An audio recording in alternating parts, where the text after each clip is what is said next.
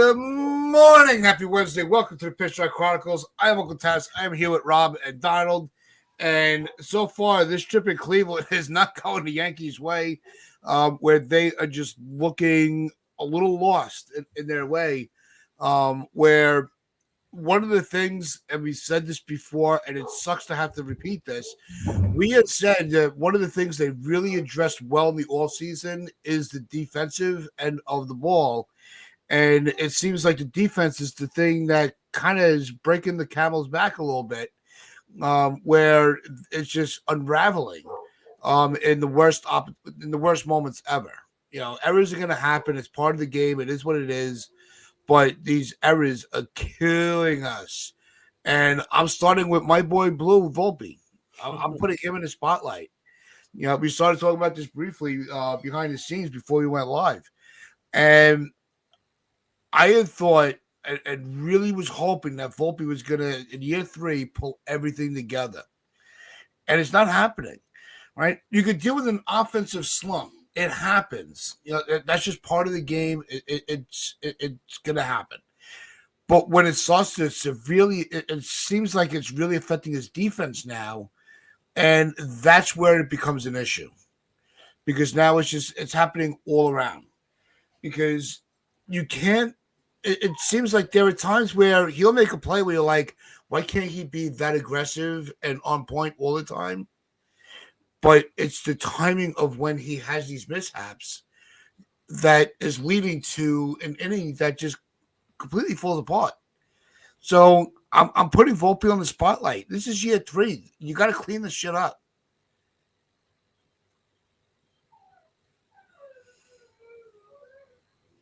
It's also April 23rd, so there's time for it to change. It wasn't just his fault, you know. Yeah, but there's a lot more than just one issue. But again, it's 2 games after we just won a series. I don't want to get too down on losing a couple of games. I know the Guardians are a good team, but if we start to get down after every single loss, and then we start to get really up after every win, these things are going to happen with baseball. We know the Yankees are not a perfect team, but we also know that they're not a terrible team. We looked pretty good against Tampa Bay, and a couple of bad innings. Obviously, Volpe wasn't helpful in that inning yesterday, but a couple of rough innings have led to some tough losses here against the Guardians. So, you got to look for better all-around offense because there's like 5 players, Volpe included, that have been really struggling lately. Aaron Judge can't do it all like the title says. He was 4 for 4, and Rice had the leadoff home run. Outside of that, just really hasn't been much offense to speak of. There's been other players that have struggled on the defensive end. Volpe, for the most part, has been good this year defensively. So it's been a interesting series to say the least, because you know Schmidt in the first game had that one rough inning, and then yesterday Warren was cruising, and that one rough inning kind of unraveled everything. So Volpe certainly isn't helping because he was on a fast start, but like other players, fast start has led to a slump. Ever since they started calling him the Volpedo, he's kind of fallen off a cliff. So maybe they should get rid of that nickname finally. I don't know. We were feeling so good after that Tampa Bay series, despite the crappy umpiring and the calls. And I thought for sure they would at least take one. I thought yesterday would have been the game they won, but it hasn't happened yet. So we'll see what happens. Hopefully they can avoid a sweep. But yesterday was a weird game to me because I thought we were like in cruise control with Warren, and then just one inning just kind of unraveled everything. And I don't want to pinpoint on one guy, but you're right about Volpe. Like in terms of when his lapses happen with the glove, it seems to happen like the worst possible time. Because like 9 times out of 10, he makes the play, and the one time he doesn't, it ends up unraveling an inning. So I just hope that it doesn't become a continuing trend the rest of the way through. Luckily, it's April, and a lot of things can change between now and the end of the season, but I don't want to get too down on a player in April because we just spent like the last week telling Mets fans to come off the ledge about one of their players. So I think we got to give it a little more time.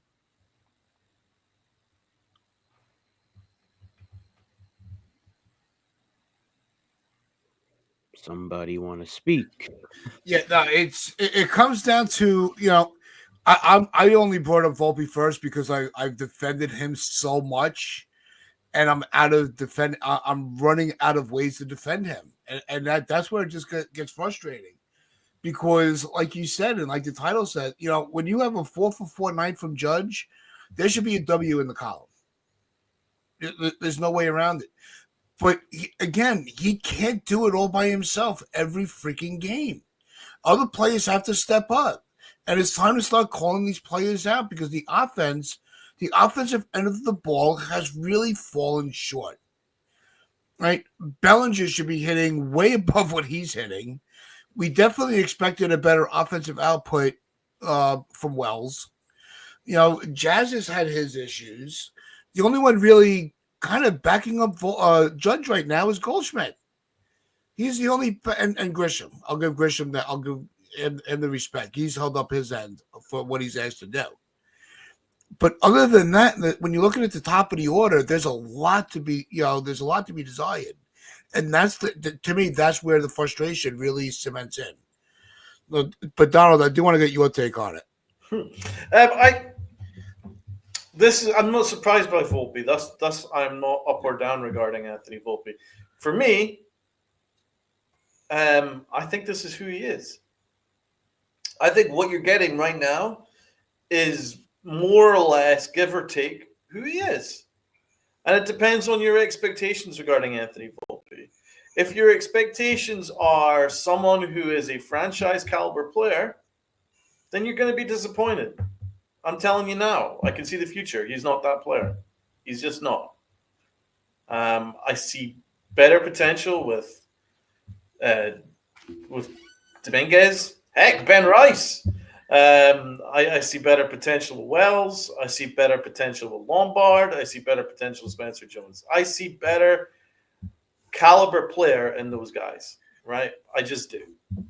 Am I going to be right or not? I don't know. But I can tell you for a fact that I'm pretty certain that Volpe is not a franchise caliber player. However, if you have the expectation of someone who's going to be a Gold Glove caliber shortstop with a mediocre to slightly below average bat, verging on below average, you're going to be pretty satisfied, because I think that's who he is. I think that is who he is. I think he's someone that if you stick, bottom half of the order, he pops up with 20 home runs and he bats around the Mendoza line, but he gives you quality defense and he gives you some speed and he gives you some hustle and hard-nosed play. I think you're going to be pretty satisfied, because I think that's who he is. It just depends on your expectations for him. My expectations for him changed at the end of last year. I lowered my expectations, and thus I'm not disappointed, because this is pretty much what I'd expect from him. He'll give you a little bit of pop, but he can't square up on fastballs. He can't catch up to fastballs, so any good team with any decent analytics and any decent pitching staff that can throw fastballs, they're just going to pepper him with fastballs, because 9 times out of 10 he can't get around on it. That's not changed through the first 3 years of his career, so why is it going to change now? So unless something massively changes where he suddenly learns how to hit a 95, 96 mile an hour fastball consistently, I'm going to keep my expectations very low with Anthony Volpe. I'm not overly disappointed with what Volpe's given me, because this is pretty much what I'd expect. I think he's done okay. I think his defense is really good. I think his defense is even better than it was last year, in my opinion. That play yesterday, it was scored in error, then it was changed to a hit. The ball kind of gobbled him up a little bit. It was pretty hard hit, I think. And, he normally makes that play. I think maybe if he was more aggressive and went to the ball rather than allow the ball to eat him up, then he probably makes the play. But by and large, I think his defense has been really good. But all I'm saying is I think we just need to lower our expectations with him, man. If you guys are pretty happy with him being an average player, then I think you should be pretty satisfied, because I think he'll do that. FJ says he's not really a Gold Glove caliber shortstop. That's a good point. It depends on your definition. mean, I'm not going to argue semantics. I mean, I'm not a big fan of his arm, and he isn't like an unbelievable like all world shortstop, but he's pretty good. So I still I mean, and he also won a Gold Glove in his first year. Whether he deserved it or not, he did. So that's hence my definition of Gold Glove caliber shortstop, since he's already got one. So it is what it is. I think we should just lower expectations with Volpe. I'm actually not really looking at Volpe. I think Volpe is giving you pretty much what you'd expect, and I think his weighted runs created plus is still above average. I think he's an above average player. My target is Bellinger.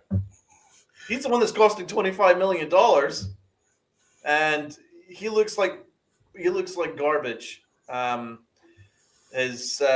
has no idea about his strike zone right now. He has no idea where the strike zone is. He's striking out at a really bad rate, much higher rate than last year. And he's not squaring up to the ball. His swing looks a little slow right now. So I'm more concerned about Bellinger. His defense is the reason why no one's talking about Bellinger. His defense has been magnificent. But offensively, when you're asked to bat after Judge, then he has to pull his weight, and he's not. And for me, that's what I'm targeting. I'm looking at Bellinger. That's not good. The first thing I would do if I were Aaron Boone is forget that I know the righty-lefty thing you want to stick by religiously. I put Goldschmidt after Aaron Judge. I do. I know it's righty-righty. It's not ideal, but I do. Why? Because Goldschmidt is hitting the bejesus out of the ball consistently.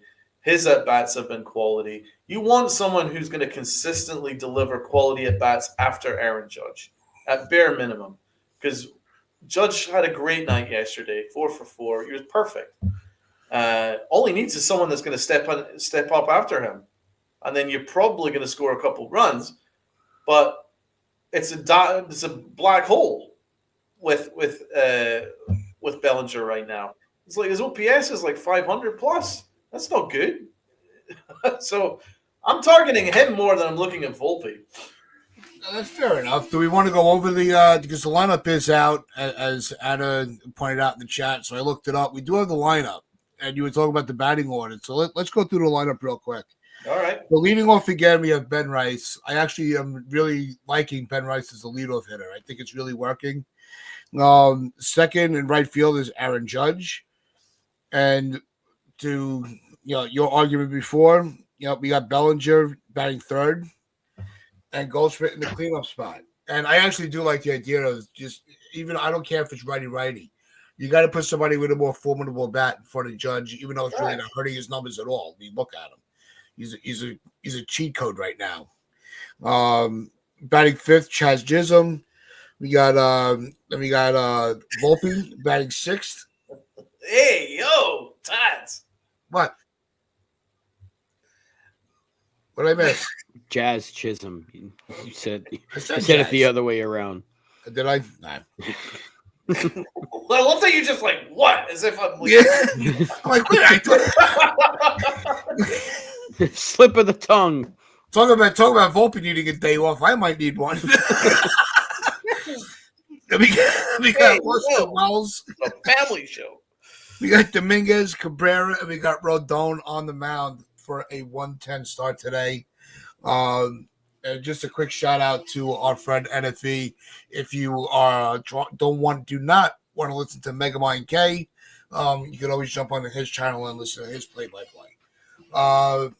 But maybe they do need to kind of give Volpe a day off. And Ken Claus strikes again. Appreciate you always. There was a comment here from Damien, right? And Damien Serrano, we always appreciate it. I'm going to give everybody a shout out in a second. It's ridiculous that Dominguez has had 3 to 4 games off, and Volpe is yet to get a day off. He clearly needs a reset, and I agree. Why aren't you giving Peraza maybe a series that's short or a game? and give Volpe a little rest. That might serve him well. Yeah, start Vivas for crying out loud. Why is he called up again for another series and isn't playing? What are we doing here? I like Cabrera, but why is he playing every single day? Yeah. Why are you calling up one of your top prospects who's actually hitting really well in Scranton just to have him sit on the bench? I don't know why they do this. It infuriates me. And there's no excuse for it. There is no excuse. I know that they're limited in options, but like they could have. I think Braden Schumacher might be hurt, but they could have called up somebody else on the 40-man and just had him sit on the bench. But they've done this twice now to the kid, and both times they've done it, he's actually been on a good streak. He's been hitting pretty well over in Scranton, and I thought for sure this time around, because it's only for a few days on the paternity list for Grisham, they'd give him some playing time. But no, all 3 games he's been sitting. That's just – it doesn't make any sense. If you're going to do this, just keep him in AAA. Yeah. Right? If you're going to do this, what's the point? But they're giving Pablo Reyes pinch hit at bats again. Right. But Vivas can't even get a start. I'm not saying Vivas is going to come out there and be the next A-Rod, but how do you know what you have in a player who's out of options after this year, and he's been up now for 6 major league games and hasn't seen the field at all? Like, that's a bad way of utilizing your prospects. He is one of your top hitting prospects, and they treat him like he's just a bench warmer, and I don't think that's fair to the guy. Give him a shot. Pablo Reyes at bats. Why? Yeah, what has Pablo Reyes done to deserve the at bats? Exactly. If they're willing to give Reyes, at bats to keep him loose, why aren't they doing the same for everybody else? Why are they not giving Peraza more playing time? Right. You had Vivas. Why didn't you give him a start? Maybe bringing him up and putting him right into a lineup would give him a little bit of a jolt, and he could be a contributor.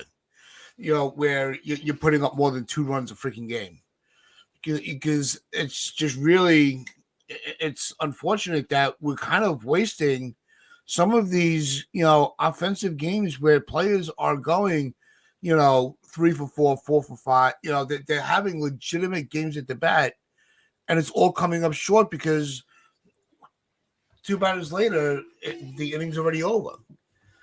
Shout out to Ken. Thanks, guys. Keep doing what you do. Great content. He's Ken, you have some great content as well, so make sure you also subscribe to Ken's channel, the Yankees Ugly Truth. Ken, drop a link into the chat for everybody. Do want to give a quick roll call because we do have an amazing chat going on. As always, you guys come and deliver.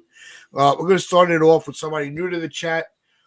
Y'all some lames. That's actually a pretty cool name. Not new. He's Frauds Yankees. He's not new. He's been here before. He's been calling us lames. I haven't seen him before. No, he's changed his name. That he's called us lames before.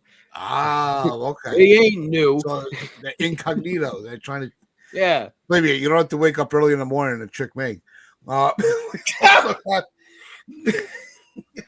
We have G Miller hanging out with us. We got FJ. We got Ken, Dev, Anna Marie LeBeau, Jonathan here, Brighton early as always, Stephen B. We got Acevedo. We got Damien. We got John the Beagle Dad. Who else? We have Luca hanging out with us. What's going on, Luca? It's, we got Cold Italian Pizza, one of our favorite names on YouTube. So we do appreciate everybody that has come and joined the morning with us. But what more can you ask for from the chat? I can't ask us more from the chat. Let's have a look at some of these comments because they've got a lot of really good comments. So let's break through a lot of these comments. All right, let's slow down a little bit because there's a lot of interesting talking points. So let's start with Stevie B. Really comes down to playing fundamental baseball, not giving the opportunities to opposing teams and getting 27 outs without errors and limiting damage. The 6th inning was just as bad as the world. It's a stretch, but by and large, your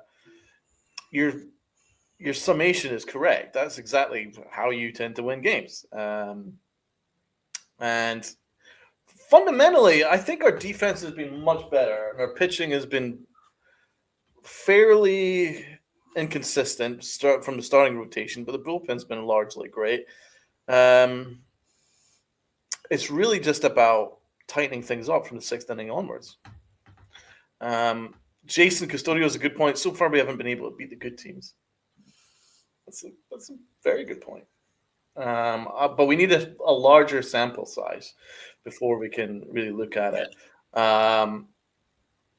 We have Lou and John the Beagle Dad having a battle regarding Anthony Volpe. It's pretty good. Lou is not a fan. Lou says he's been in a slump for 3 years. John the Beagle Dad is defending him. No, he's not. He was hot last year from the beginning of the season to the All-Star break, then slumped. So you cannot say that he has been always slumping. Rob, do you agree? I think your description of him earlier was pretty spot on.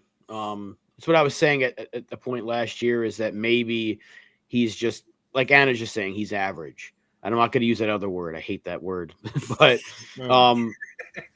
I think what you really have to do is just expect Volpe to be hopefully above average. But if he's somewhere around average to even below with the bat, it's not ideal. But obviously, you'd rather him be around the average mark.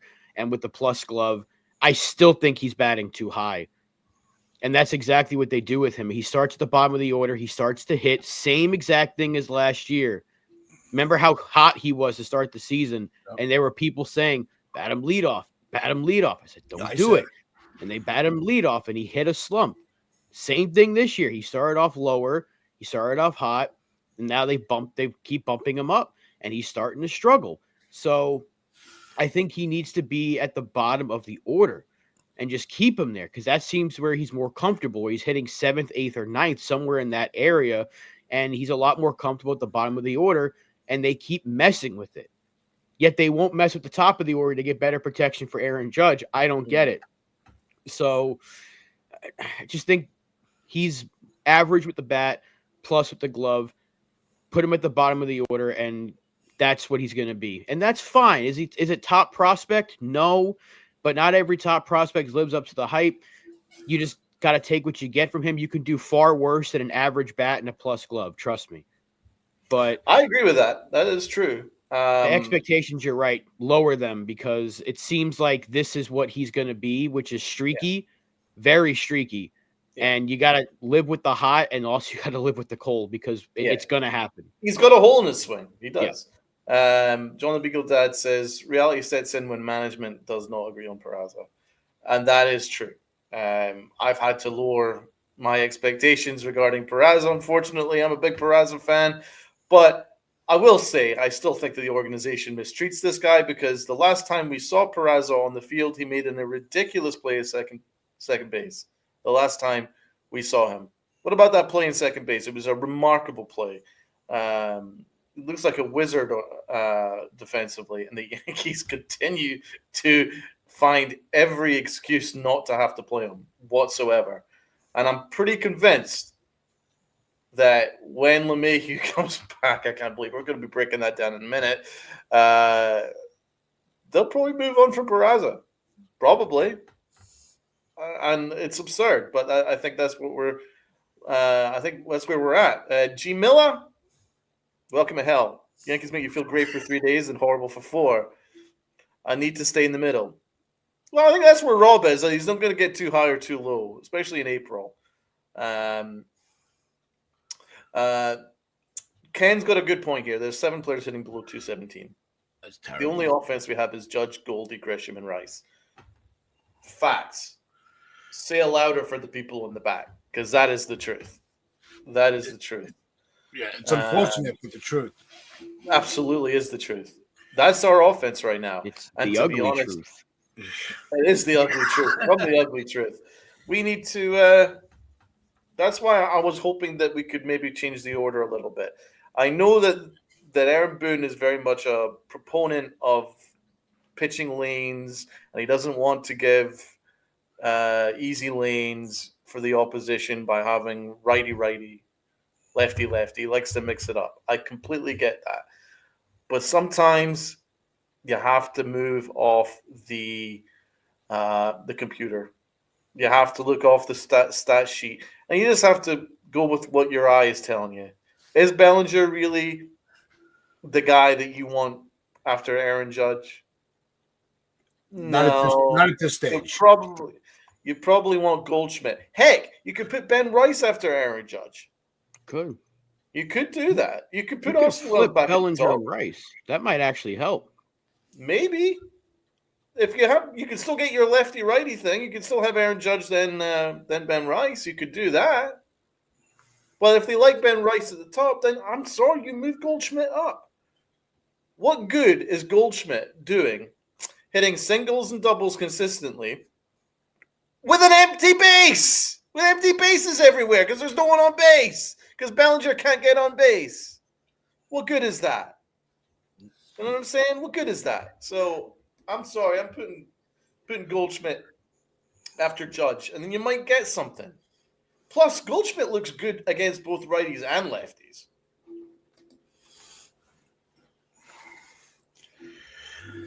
I agree with that, FJ. I'm just saying you could theoretically flip it, and you'd probably get better production from the 2, 3, 4 spots because Bellinger at the top of the order might get better chances to hit. I do think Bellinger will start hitting because, again, he did get off to a good start. And like most of our lineup, he did fall off. Like I saw a stat, and I can't remember exactly where I saw it on X. I can't remember who put it out, but there's like 5 guys since April 14th that have a WRC plus below 100 since the Kansas City series. So that's like most of our lineup. So outside of the obvious names we've been mentioning the entire show, Grisham, Judge, Rice, why am I missing Goldschmidt? It's been kind of a meh lineup, but they've still been able to put together a 14-10 record to this point. So again, that's why I'm not going to get too down on it because I said it going into the season. They got to hover around or above 500, and I think we're going to be in a good spot because we got to wait for some guys to come back. We don't have Grisham right now. Maybe if we had Trent Grisham, the series would go a little bit differently. Maybe we have a win under our belt yesterday. We're missing one of our hottest bats. So that's why I'm not going to get too down about the series that we've had. But I just think that it comes down to more so a lot of our key guys have slumped at the same time. It's Bellinger, Jazz, Wells, Volpe. Like that, you're talking about 5 out of 9 spots in the lineup are all slumping at the same time. That's usually a recipe for disaster. So you're right, TC. At the start of the week, the start of the month, the first week, everybody started off hot. So it's only going to be natural that we're going to get a lot of guys that are going to be going in slumps. It's going to fluctuate. However, I was always concerned about this lineup going in. The reason why is there was a lack of certain bats after Aaron Judge in this team. And I always kind of felt that, you know. Now, Jazz Chisholm is a perfect example. He's someone that's very capable of hitting 40 home runs, right? And in fact, there's every chance that he might do that, right? But he's also a low average guy. He's not going to hit for average. Like, that is a fact. He will never hit for average, especially not this year. It's just an extreme version of that where he can't do anything other than hit home runs because he's either that or he's going to strike out with no in between. His strikeout numbers are absurd. And his power numbers are very good. But I don't think that's going to change much.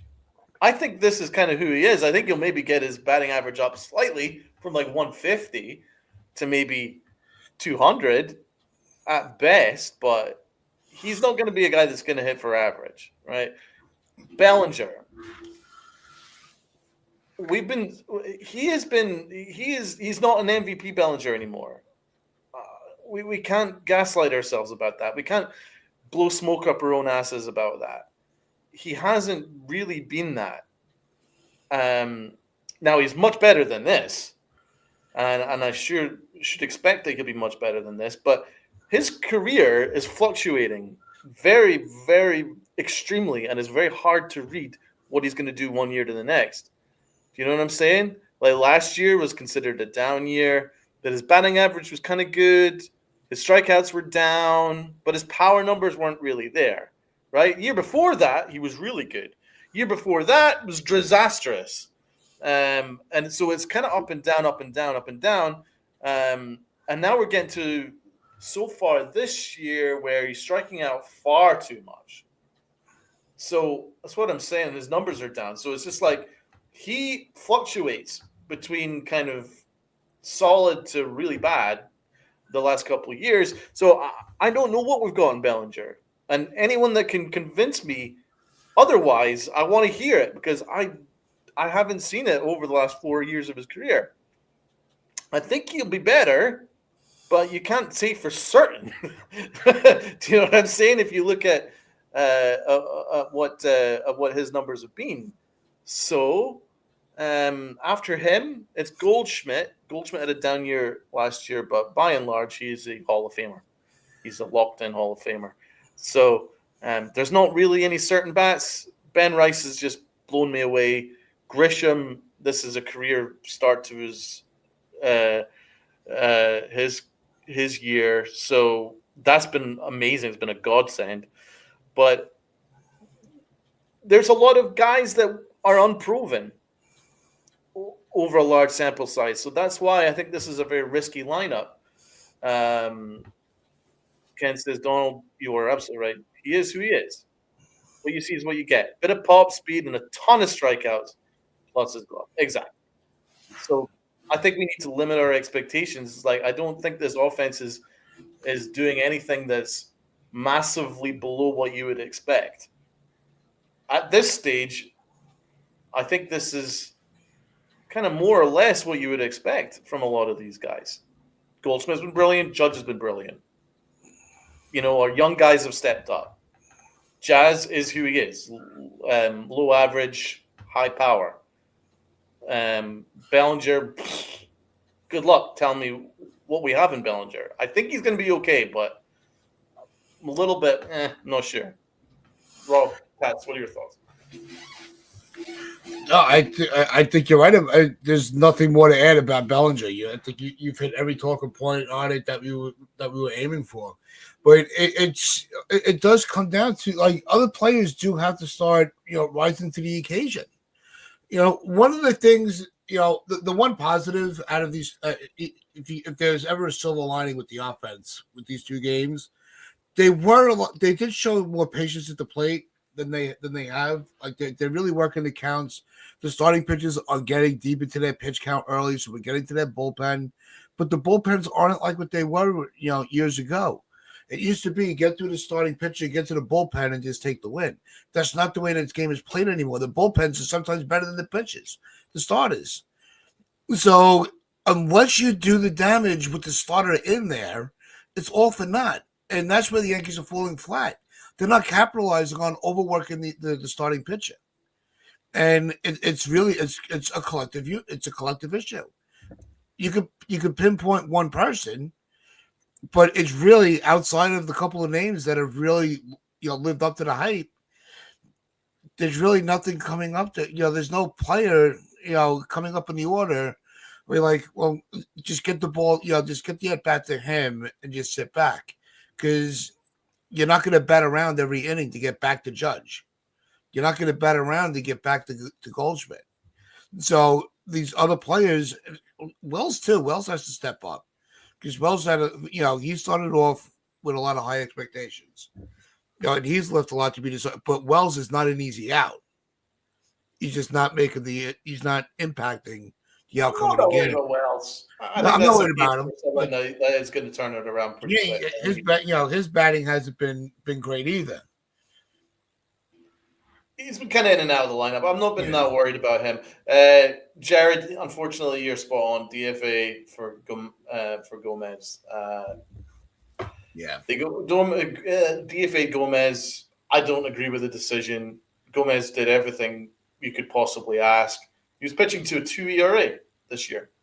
I I can't explain why they did that.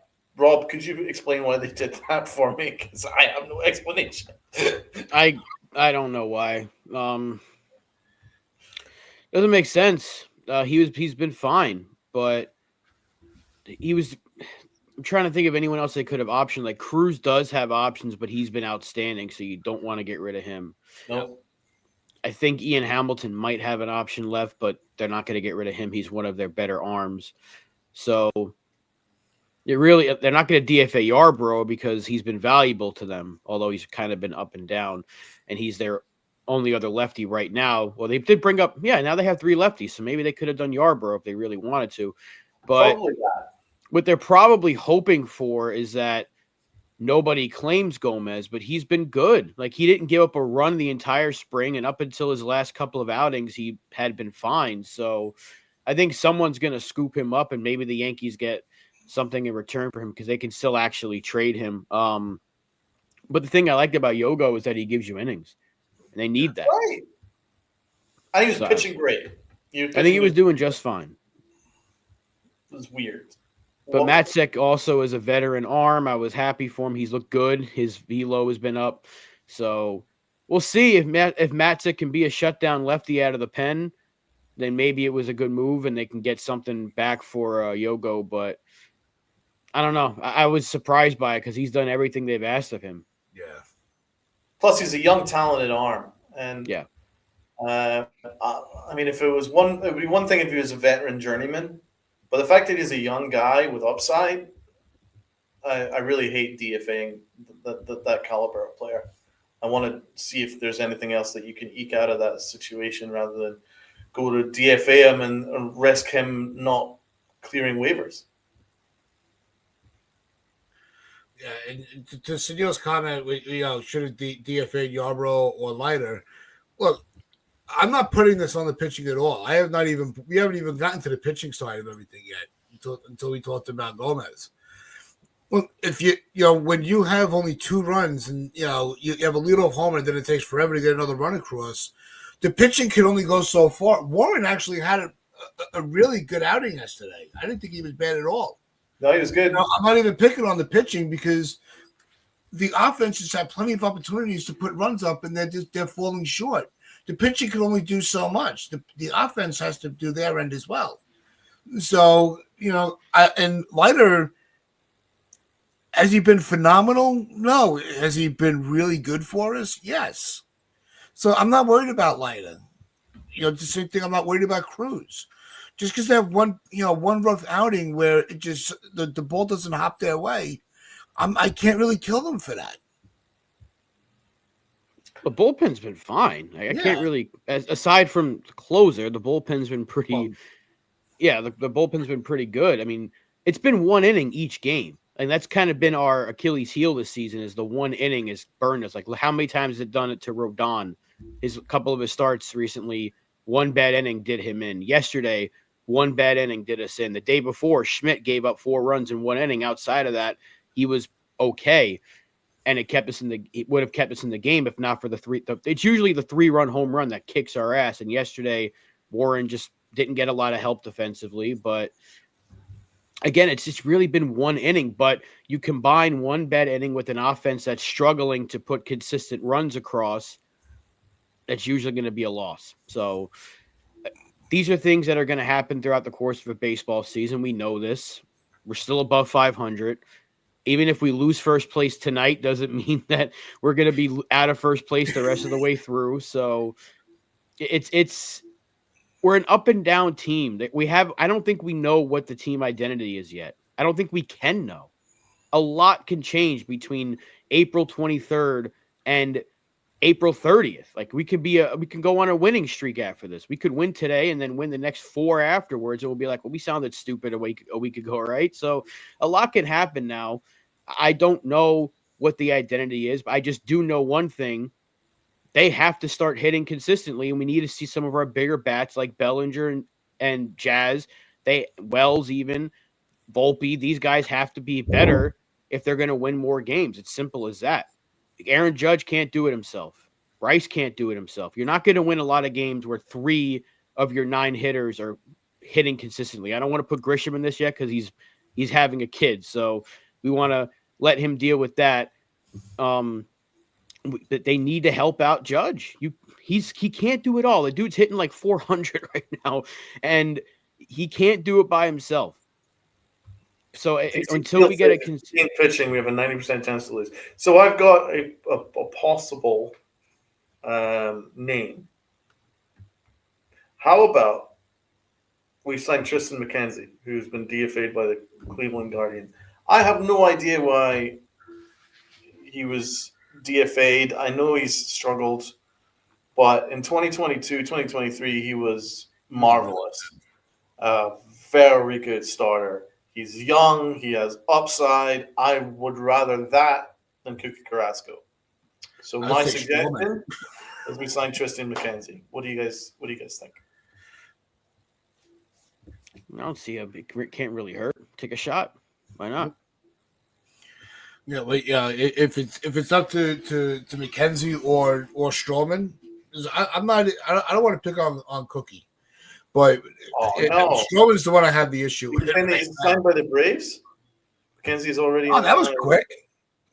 See, I had a feeling a guy like that wasn't going to stay out there for too long. Damn it, Yankees! Why do the Yankees not jump all over that? Because we have Stroman and Carrasco. We don't need them. Exactly. We've got no fucking starting pitching. We'll have Gil coming back soon. You know, we're fine. There's no issue. There's no need to improve the depth. I hope he's someone that probably worked with our guy Matt Blake, right? I think McKenzie would have done well under Blake. Cleveland's pitching is phenomenal. Their entire staff, top to bottom, is really good. Like, their bullpen is one of the best in baseball. So Cleveland knows how to develop pitching. So the fact that they gave up on McKenzie is kind of telling. Also, Atlanta needs just about everything, so I'm not surprised that they picked him up. Wait a minute. I'm looking at the news. I'm not seeing any news that Atlanta have got him yet. I mean, it's Sunil that gave you the information. It's Sunil, yeah. I mean, there's rumors that they're interested in trading for him. But yeah, I didn't see anything about that either. Yeah, at the moment, he's still technically. Yeah, I'm sure there would have been an alert about him somebody like him getting picked up. Where did you see that, Sunil? Where did you see that news on McKenzie? Yeah, Bob Nightingale of our chat apparently is giving us false information. Yeah, right. But no, I mean, look at 2022. You get a 2.96 ERA. Matt Blake would know about him. 2020, he had a 3.20 ERA. Obviously 2025 was not good or last year, but by the way, still the numbers that he put up last year is still better than Cookie Carrasco.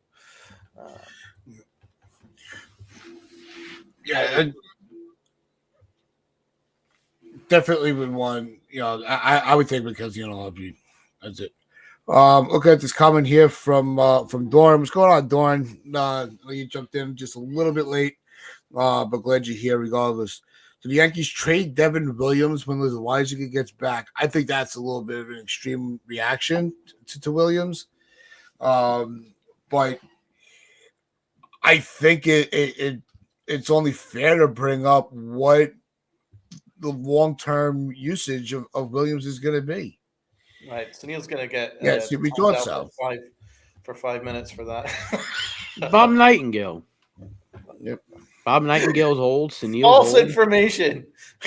Unbelievable. Trying to throw me off my game here. Yeah, and I'm thinking like he was just DFA'd. Like usually that doesn't happen. I've timed him out for 5 minutes for that. As rough as the Braves pitching has been, I don't think they would be that reactionary. I don't think any team is. That's why he's not claimed yet. It's what are our what are we seeing from what's the deal with Williams? Are we worried? Are we just kind of riding it out? Let him get settled in New York? I don't understand what the issue is with him.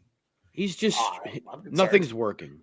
Aaron Boone's not worried about him. He should be a little bit concerned with his metrics, apparently Boone says they're not a problem, which I don't know what he's watching, but also I don't think he's going to be this pitcher for the rest of the season. I think it's way too reactionary and early to be saying it was a bad trade. You got to get rid of him. Get rid of him when Loaizaga healthy. Oh, maybe you switch his role.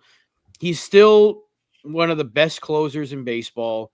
Right now, I get it. He looks like shit, but historically throughout his career, he has bad starts and he finishes strong. So we just have to hope that that's the case here. If the offer is too good to pass up for him, if some team's saying, "Hey, we'll give you a top 10 prospect of ours and maybe 2 top prospects," and the Yankees are like, "Look, we got Weaver, we got Loaizaga healthy and pitching well, Hamilton," and maybe you entertain that. But if we get to this point next month and he's got like 5 or 6 straight outings where he's just lights out and closing out games, you don't trade him, because that's what did us in last year. We didn't have a closer until Weaver took over. Now, theoretically, you could say, "Oh yeah, Weaver can do it." But what if Weaver starts to struggle in that role?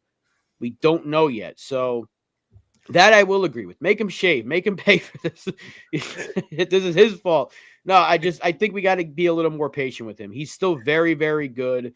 It's been a rough watch. And I do think that he will be better. It's hard for him to get worse, trust me. Anna Maria, I'm picturing him like being even balder than Uncle Taz, which is impossible. I just got my hair cut this morning. I'm feeling good.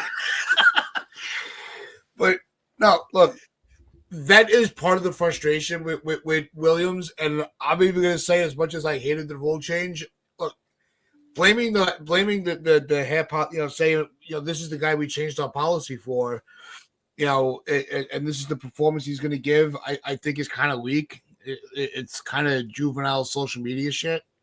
But reality is, we had a closer last year that started off really hot.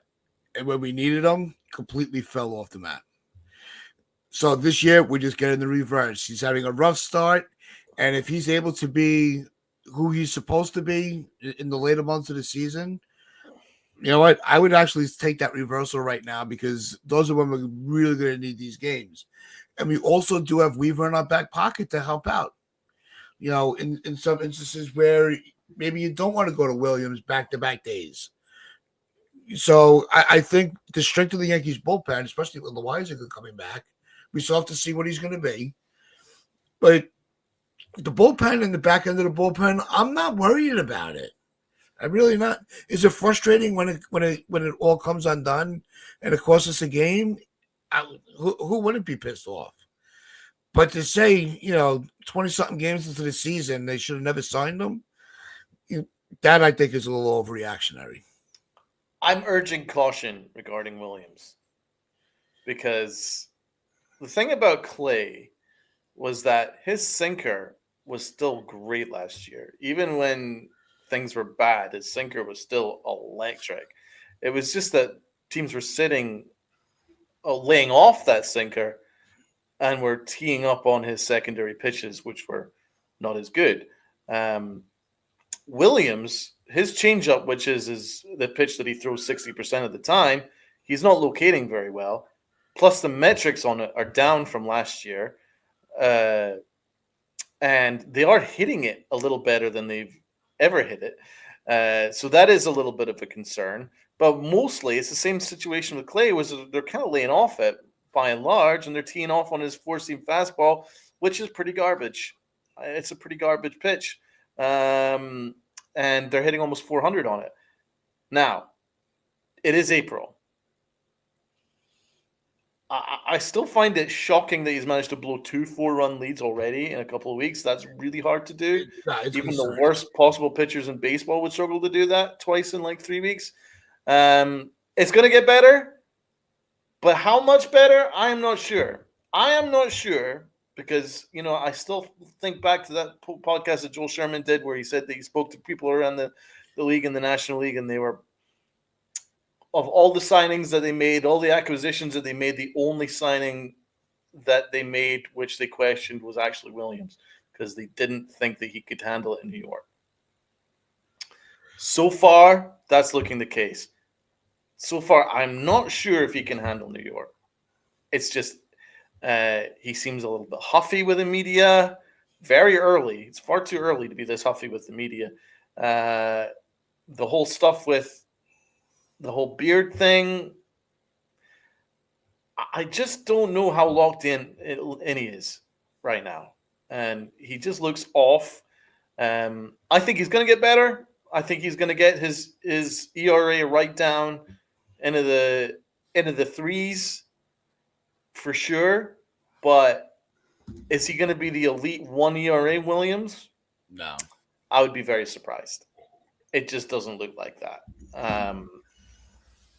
But you'll get a decent one. You'll still get a decent closer, and 8 times out of 10, he'll shut the door. I'm worried about him in the big spot though, because I'm just getting vibes that things are a little off with him. I just can't shake it. I'm just getting that vibe. And if I were the Yankees and Aaron Boone, I would definitely have a hot trigger to move Weaver into that spot. If this carries on much into May, frankly.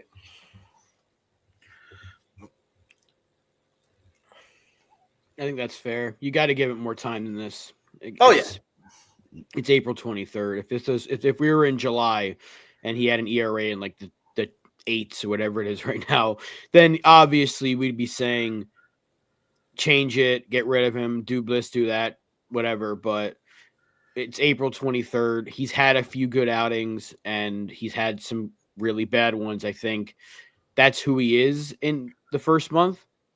And if he does continue that trend where he gets better as the season goes on, then we're not going to worry about it because he's just following his career trend, which is slow start, fast, hot finish. So it's kind of the reverse of what Clay Holmes was. We'll just have to hopefully wait and see. And he should be better. Again, he can't get much worse than this. And he's too good of a pitcher throughout his career for this to keep up. That's why I'm not too concerned about it.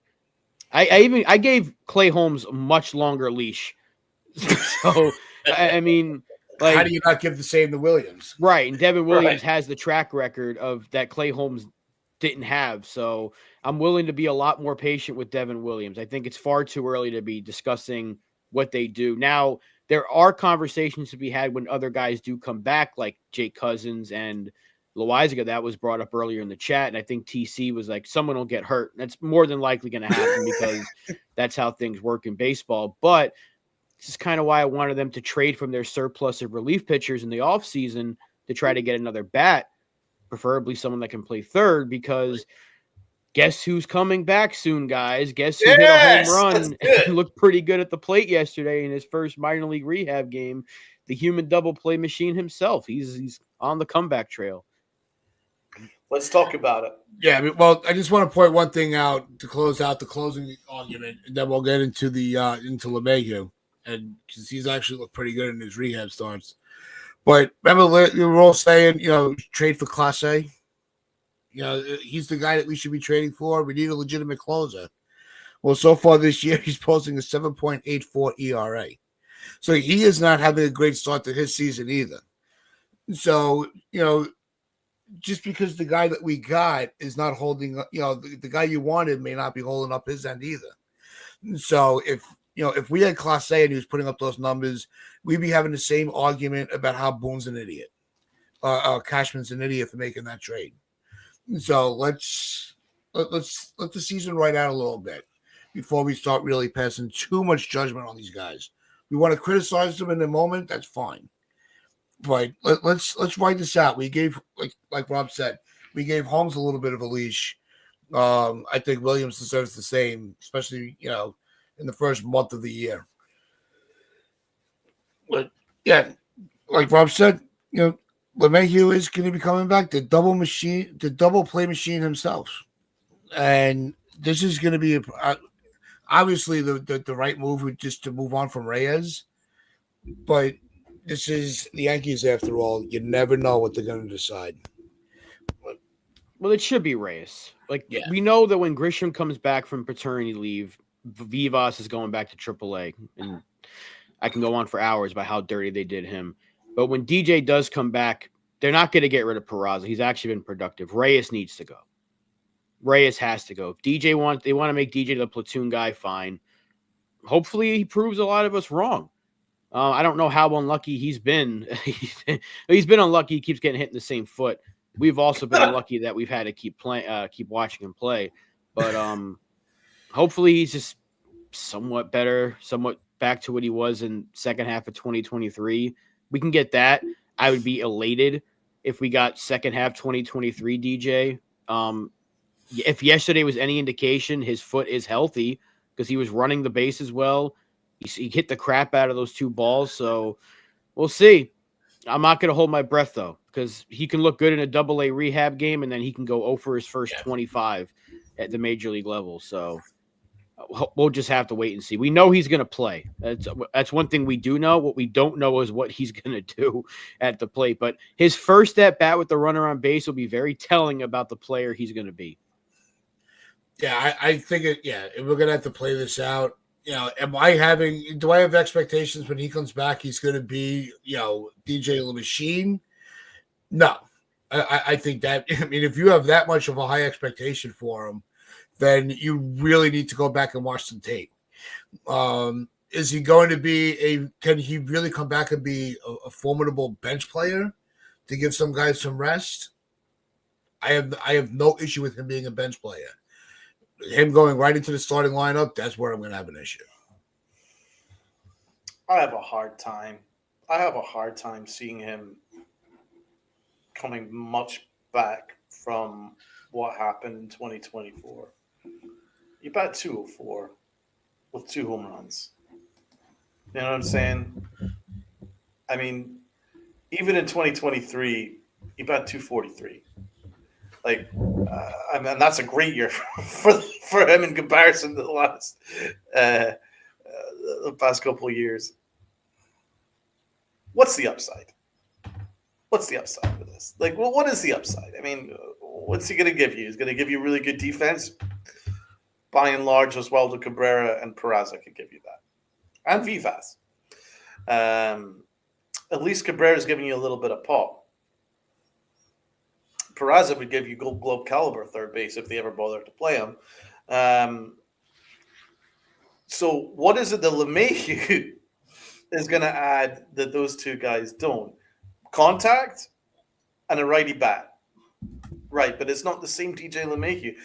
Trust me, I would love to dust off my LeMahieu jersey, which I've had to hide in the cupboard for a couple of years now due to bad juju. But I would love to dust it off.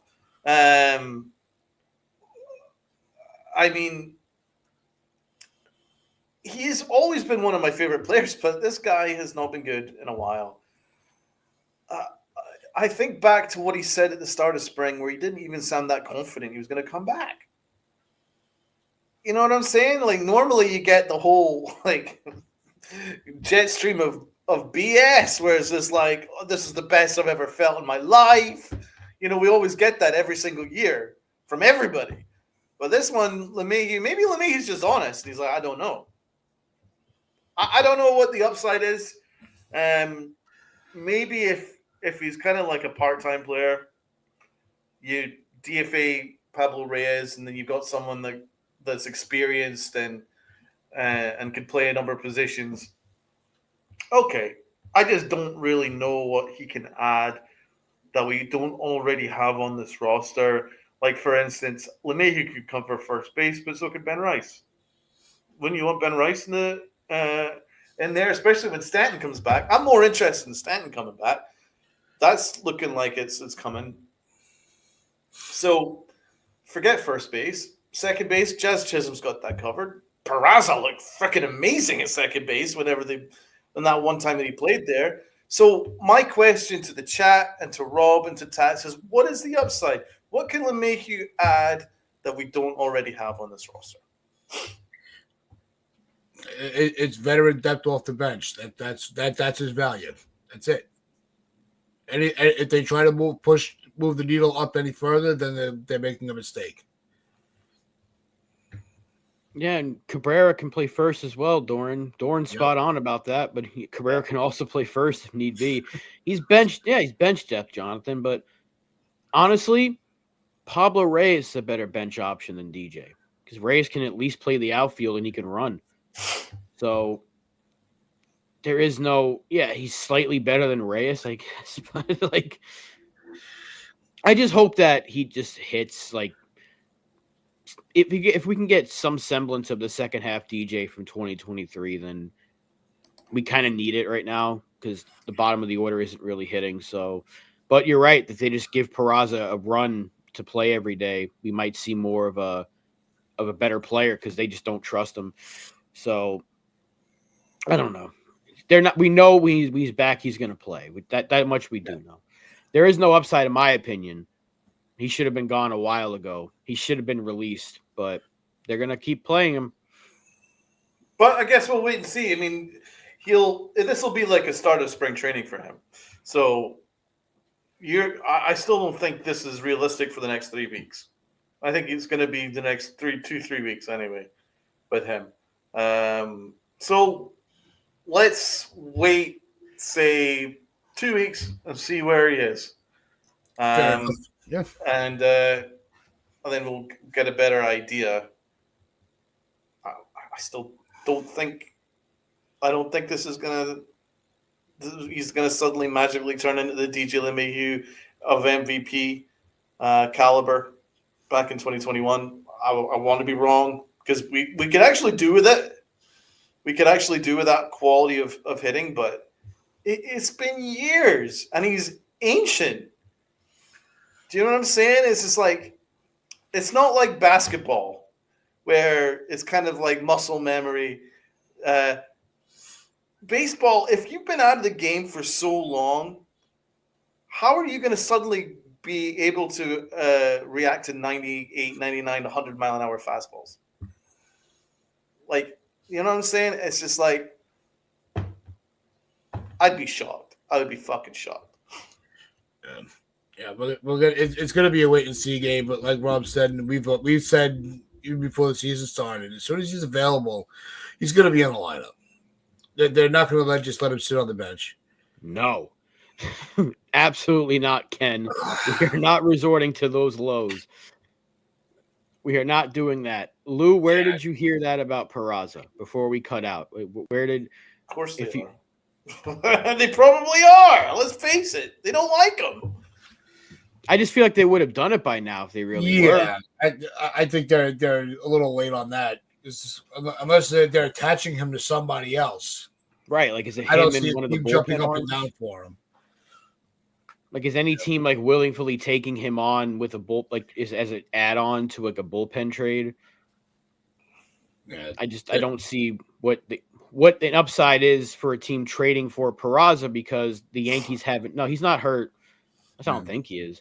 The Yankees just don't play him. Maybe he's dealing with a little something. That's why he's not been playing. But the fact that Reyes has been the guy they've used like constantly as a pinch hitter and as the next option off the bench, I don't know what they're doing. Why do they like Reyes so much? Why did they pinch hit JC for Reyes and then put Wells in there instead of just having Wells pinch hit? If you can figure that out, let me know. I don't know.